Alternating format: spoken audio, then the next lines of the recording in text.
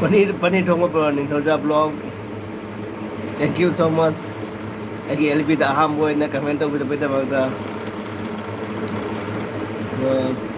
पनीर थोंबने बको अदो कोई जुमदगी पुरकपा ngaदी ga tonga puri adu jawle single lifestyle bro babu like that and thank you so much lifestyle bro अगी एलबी दा लाबो रोदा थागा चरी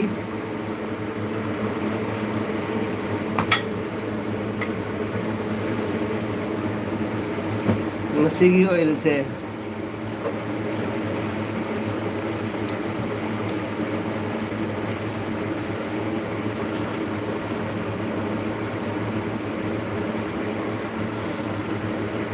as haurne bro ai di ngari loi khare bro okay acha ai dabba sum jaw se asini se pasi big thali purai se ti chaw loi dire ba ko itom tani na chai se you know ja tho noning ma wari ma na ai imana ba phamung na thang na ba je asina ai ma athum hau puri ma na hang do ga manam thin nam ma jeng ne da ma o dan loi as bro sigala visa bro babu adudi yamna sani hai babu adudi yamna sani sade bro kino ni ne esi thara ga tum mani na re adra nundang na kam e ngabong supa tum me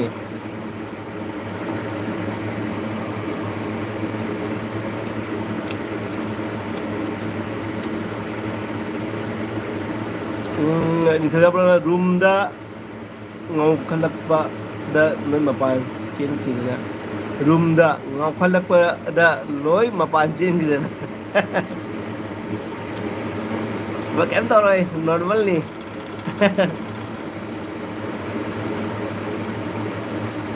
babu lengli gido oina tauna single la bisa bro lengli gido na lengli gido phang de ne bro lengli gido phang wa e ba lengli gido demand ja me ba phang dia ba adu gini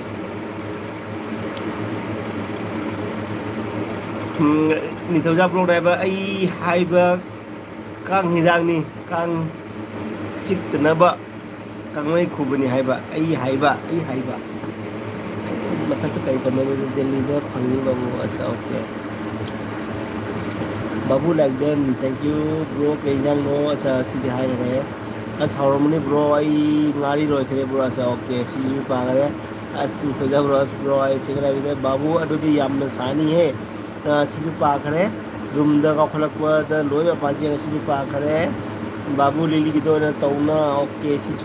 you pa khare ai hai ba kang hidang ni kang chik na ba kang mai khubani hai ba okay asi da cigarette thakpa matam da na adu hai ba cigarette thakpa matam da hai ba ni kang mai khubai je cigarette thakpa matam da hai ba bro delhi da bangi singa bro ya drop tharau khara tharau na lili gi do phanga dia tara kun thra mu tharau na nang parcel tharau ngari ngauraga engonda yam sawi ngari ngauraga engonda yam sawi ngari do achani haina pijapa imana basingda achaba su yawi ne fajana chai adune khoi su achaba su kamu su kha jawre ba ko dum moi chai ba asidi ai ga thangnai che gam haryana ge pure veg kamu ne ba aduna ori ba manam ma namu ba da ma de hena tarap janinda adu ori ba ado ge ai ngai ma ngai chak cha ni ai hang do ga cha ro de ma chak cha ba to khare do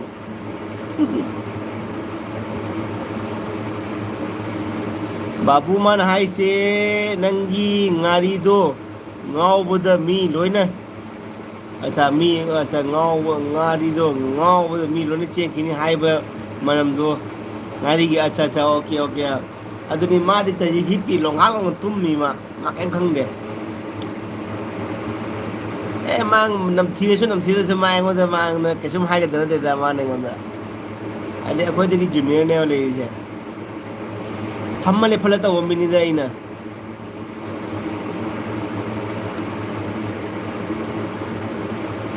ꯎ ꯃꯣꯔꯣꯛ ꯄꯤꯖꯕꯩ ꯋꯥꯔꯤ ꯑꯃꯒ ꯂꯩꯔꯤꯕꯣ ꯂꯩꯔꯤꯕ꯭ꯔꯣ ꯀꯥꯁꯃꯤꯔꯤ ꯃꯤꯔꯆꯤ ꯍꯥꯏꯅ ꯄꯨꯡꯁꯥꯏ ꯁꯥꯏꯅꯕ ꯅꯤꯡꯊꯧꯖꯥꯕ ꯎ ꯃꯣꯔꯣꯛ ꯄꯤꯖꯕꯩ ꯋꯥꯔꯤ ꯑꯃꯒ ꯂꯩꯔꯤꯕꯣ ꯂꯩꯔꯤꯕꯣ ꯀꯥꯁꯃꯤꯔꯤ ꯃꯤꯔꯆꯤꯅꯤ ꯍꯥꯏꯅ ꯄꯨꯡꯁꯥꯏ ꯁꯥꯏꯍꯟꯕ ꯑꯠꯆꯥ ꯑꯠꯆꯥ ꯑꯠꯆꯥ ꯎ ꯃꯣꯔꯣꯛꯇꯣ ꯀꯥꯁꯃꯤꯔꯤ ꯃꯤꯔꯆꯤꯅ ꯃꯄꯨꯝ ꯑꯣꯏꯅ ꯁꯥꯏꯍꯜꯂꯤꯕ ꯑꯠꯆꯥ ꯑꯠꯆꯥ ꯑꯠꯆꯥ okay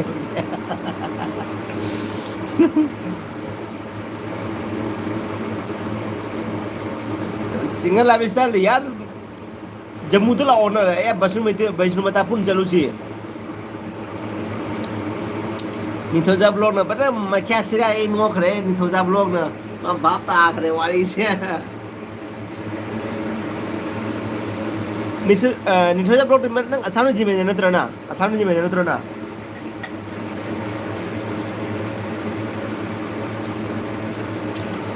ngari ngari ne bel ko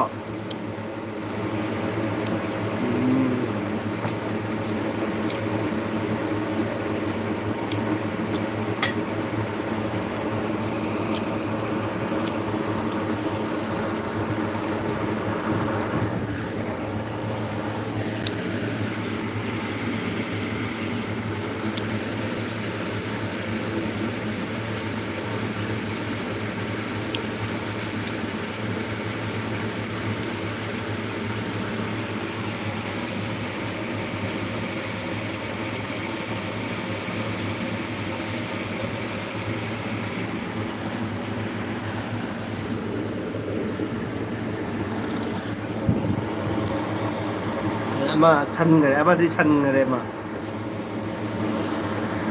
nate da bro id Nepal border da leibani अच्छा अच्छा ओके ओके नेपाल border ले अच्छा ओके ओके नेपाल से कोई नहीं है नेपाल से वो दार्जिलिंग से हम कोई नहीं से मोगे ट्रेन दो कोई लोकल ट्रेन दो अदु दम तो नहीं लोकल ट्रेन दो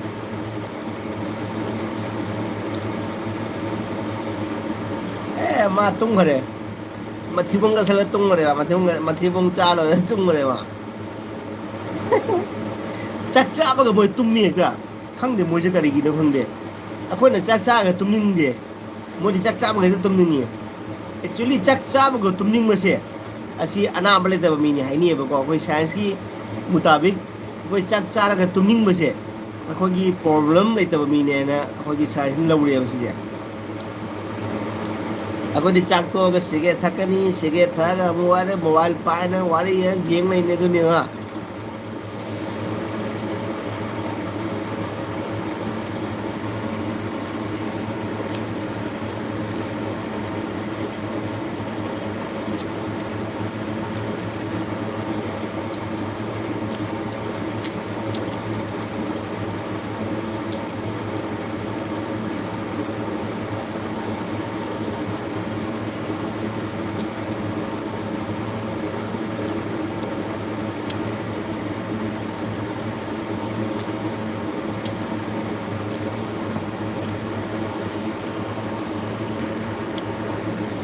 कमेंट प्लीज कमेंट जो आज मेरे आर्मी किचन किंग का जो एलवी में आया है सभी को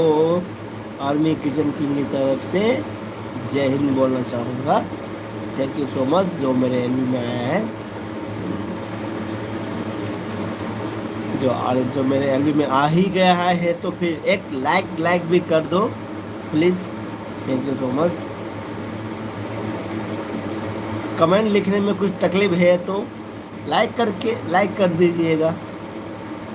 उसी में आर्मी की सकेंगे खुश है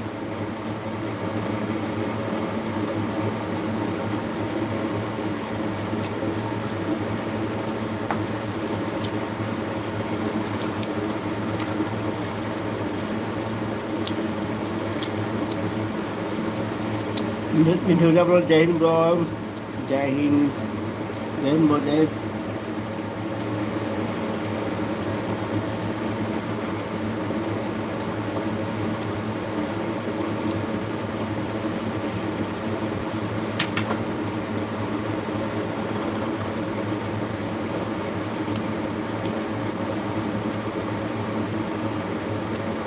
मैं तो ओनली 30 मिनट के लिए मैं एलबी आया हूँ। तो 30 मिनट के अंदर जो मेरे एलबी जो मैं जो फ्रेंड जितना भी मेरा फ्रेंड आएगा तो उसको मैं धन्यवाद कहना चाहूँगा।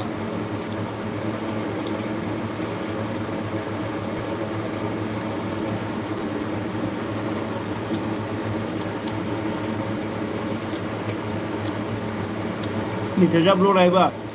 सिंह ब्रो चक चारा बुआ सिंह ब्रो चखन हमारे माँ नितेजा ब्रो माँ सिंह ब्रो चखन हमारे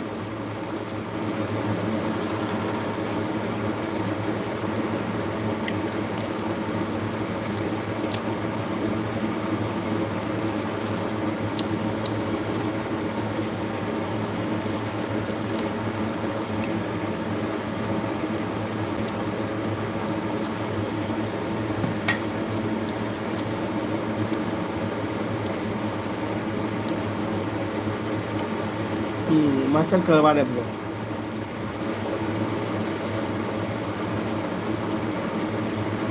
किनो बुके जंग जाके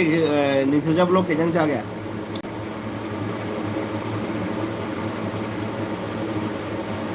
नंग साइगी एलबी की नंग साइड लाइक तो किनो उचिक मखोन का मखोन उचिक मखोन का ताई है उन्हीं नुसी उचिक मखोन का ताऊ तो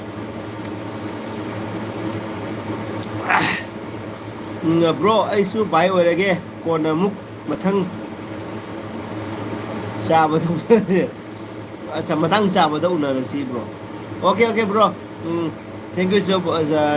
मच ब्रो ब्रो ना आइगी एलबी थाबगा हाम मक्तदा कमेंसु ब्रो ना हाम बोयरे तो thank you so much bro ने एलबी दे लापिद में दमकता चलो ओके हाँ बाय बाय गुड नाइट नितेजा ब्लॉग गुड नाइट ऐसु पनीर नी ब्रो हवाई का ऐसु पनीर नी ब्रो अच्छा ऐसु पनीर नी ब्रो हवाई का ओके ओके नते अꯩꯅ ꯉꯁꯥꯏ ꯍꯪꯕꯗꯣ ꯕ꯭ꯔꯣ ꯅꯪ ꯑꯁꯥꯝꯅ ꯖꯤꯃꯦꯟ ꯅꯠꯇ꯭ꯔꯥ ꯍꯥꯏꯕ ꯑꯩꯅ ꯉꯁꯥꯏ ꯍꯥꯏꯕꯗꯣ ꯑꯁꯥꯝꯅ ꯖꯤꯃꯦꯟ ꯅꯠꯇ꯭ꯔꯥ ꯍꯪꯕꯅꯤꯗ ꯑꯩꯅ नंग नेपाल बॉर्डर ले हाइबनेको Assam Gmail हंगनी ऐसु paneer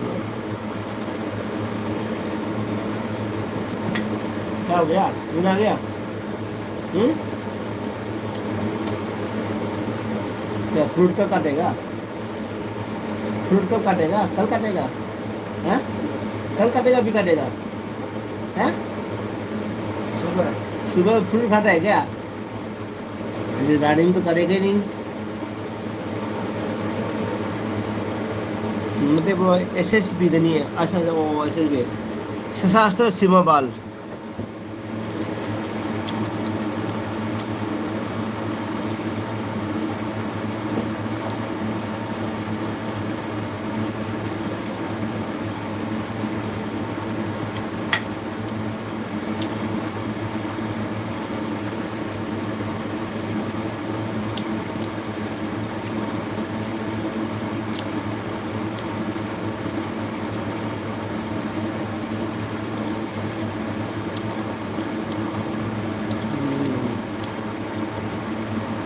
खंगे bro thank you so much bro ऐसे भी सुन नुंगाई बथबा नुंगाई बथबा नहीं मुझे मन नुंगाई बथबा नहीं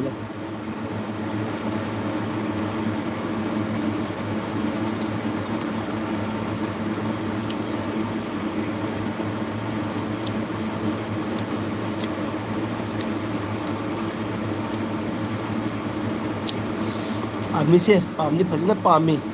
लाइबक तब माले अदुने ऐसु अखोई पापासु आर्मी ने को अखोई पापा ने हाइको अस सनाथोय नंग आर्मी चंगनु आर्मी से हम वाई हाइन हाइको अखोई पापा दे सिग्नल रेजिमेंट ने सिग्नल रेजिमेंट की मादी सुबेदार दगी रिटायर रखने को अखोई पापा से बानाय सनाथ नंग चंगनु सोटू नंग चंगनु जिन आर्मी दा आर्मी से वाई सिनीदा ए पापा वासु ने चंगनी सिनी अदो लाइव फना अखोइना इन आर्मी की मेडिकल कोड फंगे लाइव फना आर्मी मेडिकल कोड फंगे อันนี้ medical code ได้ฟังว่าสิยามนุ่งไงไปบุเราคุยกี่นุ่งไม่กำน้าบ้าคนน้าบ้าอดูกุมว่าฉันจะเสียบุเลยเดียวคุยดิแล้วคุยนุ่งไงไปบุคุยกี่คุยเกมมันนุ่งเดินนุ่งไงนะอันน่ะมาเยี่ยงมาคนว่าสิ่งมาสิ่งเนี่ยมาคุยกี่เกมมันนุ่งเด้อมาปานใจพวกคนไม่ได้มุ่งยาวเดียวอดูกี่ดินุ่งไงเนี่ยคุยกี่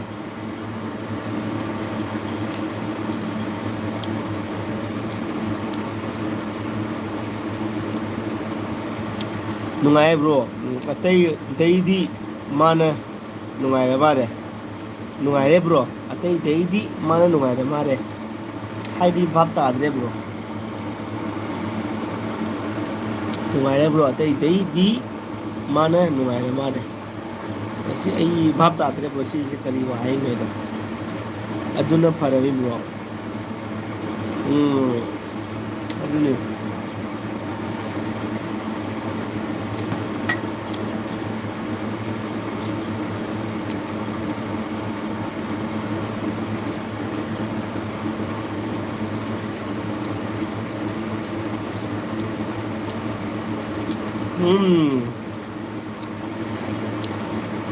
अतः पोस्ट एसएसबी ने फरमाने एसएसबी ने भाई एसएसबी जाम भाई ब्रो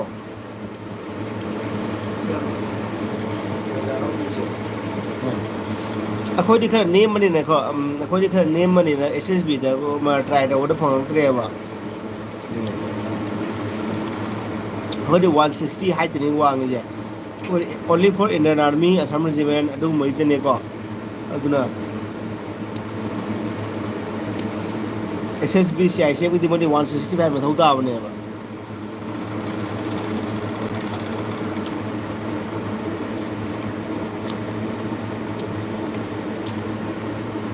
खंग दे इसा ओय ना तो ये खंग दे मनी बरो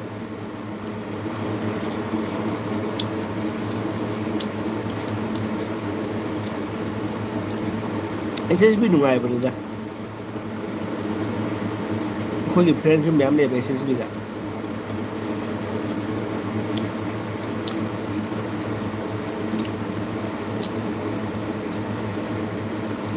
कोई फ्रेंड मैम पुनः आगे फ्रेंड पुनः मंगता कोई आर्मी मेडिकल कोड लाई चे इतोम द ने बको कोई मैम फ्रेंड मैम ले इन्फेंट्री द खरा असम ने फल खरा असम रेजिमेंट ने खरा कोई चे खरा है बा एमसी द ला कोई इतोम द ने बा I know မခွေဒီခွေဒီ friend ကမိုဒီမကြမ်းဝိုင်ဟိုင်မိုဒီဝိုင် infantry တဲ့နေနဲ့ဝိုင်ပါအခွေနဘကိုနေနဲ့ဝတ်တယ်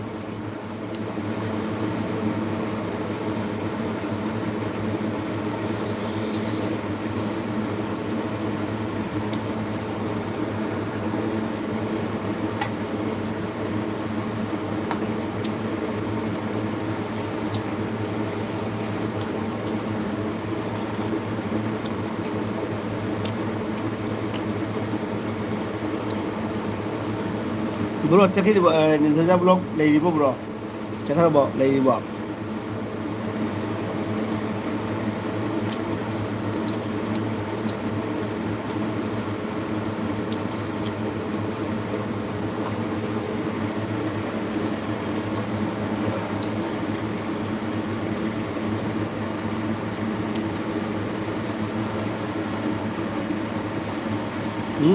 Ninja blog ခွေပါပါစုအတလိုက်တယ်ပြောရမွဲArtillery aja itu, awak apa thapun ni mungkin tu. Kau bom top kapa bayam tu, kau bom top sahaba kapa kono bayam tu. Artillery kamu ni apa?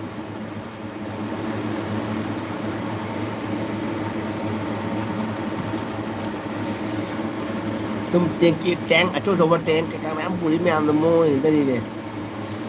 Ni good night bro, good night bro.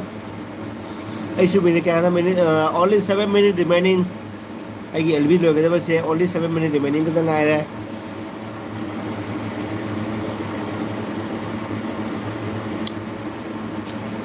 But I guess supporter me Amula goes to the city. They're only busy on the Ramara.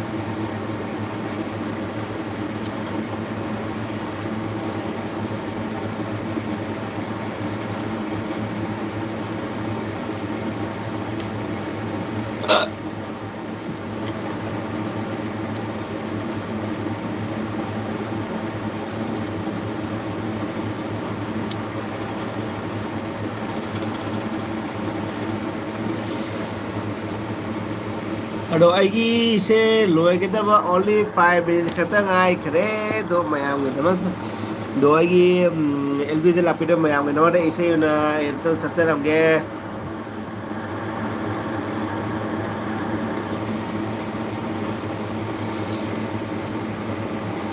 परदेसी परदेसी जाना नहीं जाना नहीं मुझे छोड़ के परदेसी मेरी यारा वादा निभाना तुझे याद रखना कहीं भूले न जाना परदेसी परदेसी जाना नहीं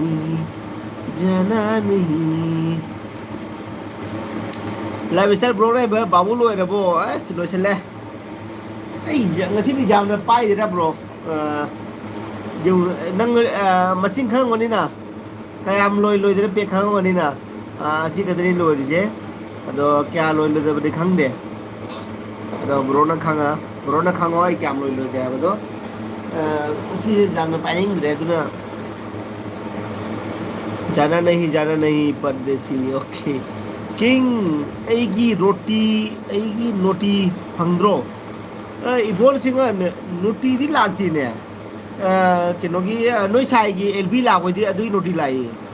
नोई साइना ngasa एलबी थाबदो आई लैयेबा आई दुम जिंगेबा नोई साइना एलबी थाबदो नो आइने कमेंट मुदी पीदे दुम जिंगी नोई साइगी तो नंगी नोटी लागते कहीं खंगदे बोलगी नंगी वीडियो ब्लॉग की नोटी लागते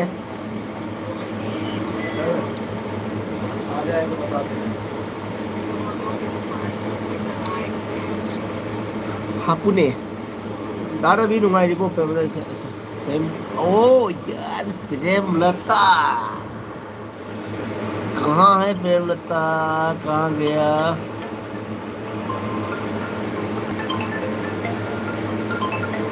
कोई सागी फोलाई जो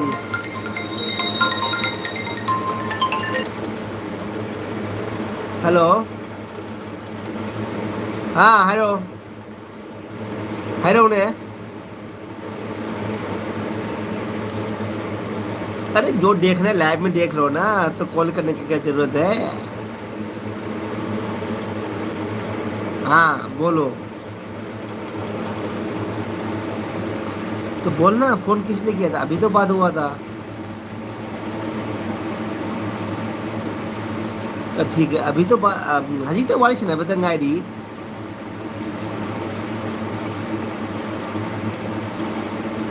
그럼 तौदे ꯁꯨꯝ ꯇꯧ ꯎꯠꯂꯤꯕꯤꯁꯨ ꯃꯌꯥꯝꯁꯨ ꯎꯠꯂꯤꯕꯤ ꯇꯧꯗꯦ ꯑꯩ ꯇꯧꯗꯦꯕ ꯊꯛꯇꯦꯕ ꯁꯨꯝ ꯐꯥꯒꯤ ꯇꯧ ꯃꯌꯥꯝ ꯑꯃ ꯐꯥꯒꯤ ꯇꯧꯔꯤ ꯊꯛꯇꯦꯕ ꯑꯩ ꯊꯛꯇꯦꯕ ꯑꯩꯈꯣꯏ ꯏꯃꯥꯟꯅꯕꯁꯦ ꯊꯛꯈꯤꯕꯩꯅꯦꯕ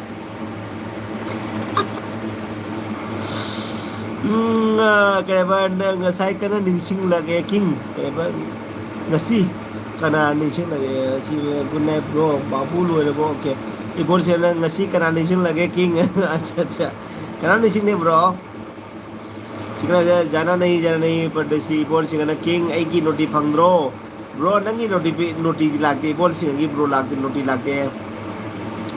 to na kasda rabi nu ngai bo pero na kasa thank you so much ibor singa live star bro ai gelbi dela thank you so much pero thank you so much ai gelbi dela boy mota nungai perda bol singa hapune ai chak chare bro ji hap ja ro nga singa bisa babu adudi aina khara endo male ko ai kasi thaning dia du ni bro iba se comment ka कि काले ने king bro high fit पायरम में मारे अदुने तो रमनी ने को तुम पाए बगे जे पाले रमनी आई रम जे थक्ति को रम थक्तबनी ने रम ने थक्का पाले कइनो ने आई विस्की ने अदु हाइनी को ब्लैक डॉग हंड्रेड पे पारा सिम थे असि युम कदु इन तक पाले को रम से थक पाले सिनी kasar hai nangbo kasar hai नंबू कसार हाई नंबू है ऐसा ऐसा कनालो कसार हाई नंबू ऐसे इबो सिंगा खट्टा दे इसलो इबो हलगी वीडियो यंगने इबो हलसे हम तो किनो कदाई नो इबो ngasi काय कमे इबो हल pagi pagi इबो इबो मेले काय इबो खता दा इसलो आई इबो हल की वीडियो यंगनी है ना ओके ठीक है श्योर ब्रो ए इसनगे डैडी दे इसनगे इबो जे अखाई बगेल भी ओइरमेने सिदी सही बोला बाबू एलबी में देखो हाँ सिंगलाइजेशन सही बोला फागी नहीं फागी फागी नहीं फागी अच्छा मत दो ओके बाबू तौदे तौदरा बनी है हदो हदो बुकुई सिंगल बाबू तौदरा बनी है हदो बुकुई बने सिंगा KMC नुंगाइरिबो पेरमता में सिंगा KMC आए सिंगा करी तौरीगे ऐसे इबो also ब्लॉक के नो ये के नो ग्रीन पे येलो एक करी आए थे ब्लू पे के को इबो सिंगा ngasi थकिंग दी ऐसु थकिंग नी दे ऐसु थकिंग दे ऐसु ngasi थकिंग दे ऐसु ओके ऐ ngasi सैटरडे फ्राइडे रा ngasi ज्ञान में ता दे बंगा अरे ngasi सैटरडे और मता लगे दे तुम पेक से तो मरी मंगा मु थक दबा तो ngasi से इराई और मारे अदु नहीं पेक नहीं दंग थे डाई बॉल KMC कसार KMC लोयरे नुंगाइरे सिंगरा इधर कसार KMC लोयरे नुंगाइरे आइबा ओके इबो से रम से मित हाना पाले दुनी ब्रो मित हाना पाले उसकी नगर फई हम रम से एकदम जंग ओ पाले रम तक बजे हमरा ए रम से थक ए 2000 क्या न थकी बने वो रम गा से तो 2011 12 पे थकी रम ने बा तो थकरी बा फटो पाले रम से तम तम मैम तम मैम मम तम मम्मम माए लाइफ स्टाइल रोक नाय बा इबोल सिंगना बा देरुन काली थोंग बचाए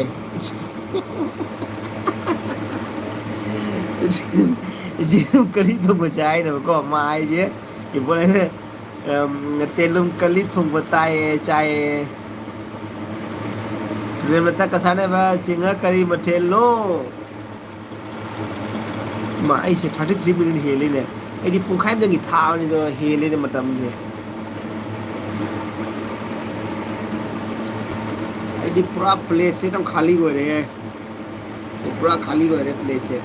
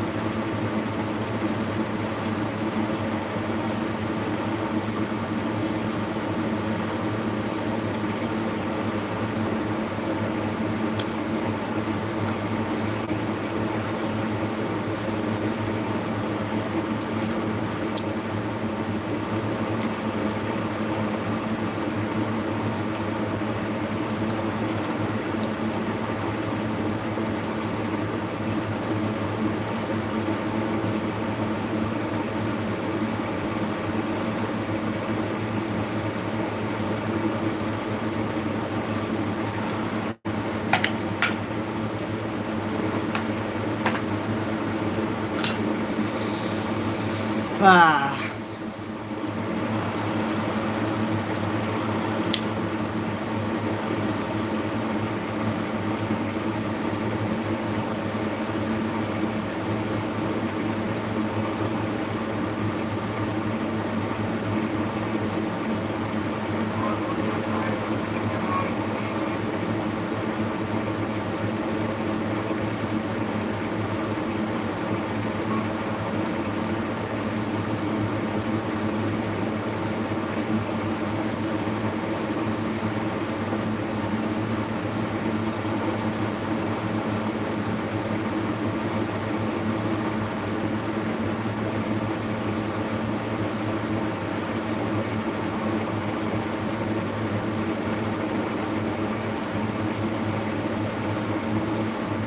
मैम मैं बाय रगे thank you so much ma'am येलबीदमकता खाना थमेको थबक सूरुगे मैम नंग चाक चाब खोल मैम कोन फेंदोगे मैम नुसीबीरगदी ऑन लेबीरमु ऑन लेबीरमु अदो कोन फेंग लाचगे मैम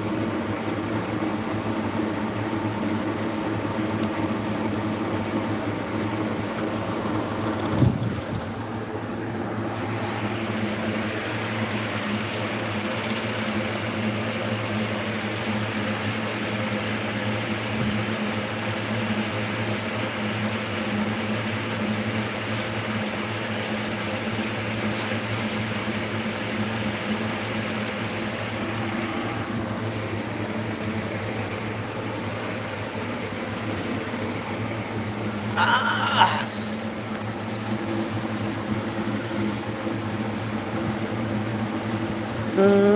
ꯁꯤꯡꯒ ꯀꯔꯤ ꯃꯊꯦꯜꯅꯣ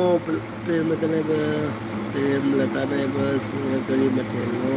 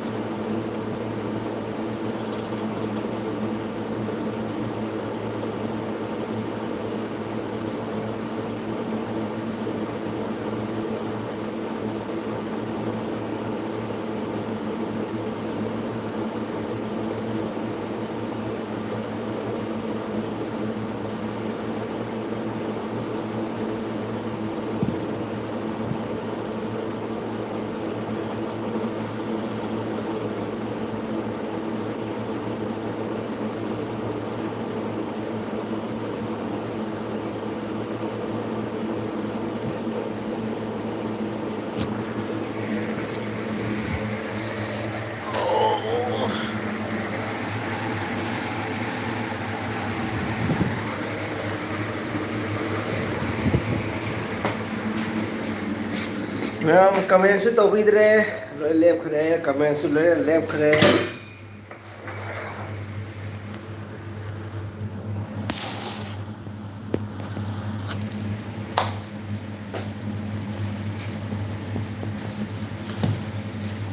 ꯑꯩ ꯐ꯭ꯔꯨꯠ ꯆꯥꯅꯕ ꯇꯧꯋꯦ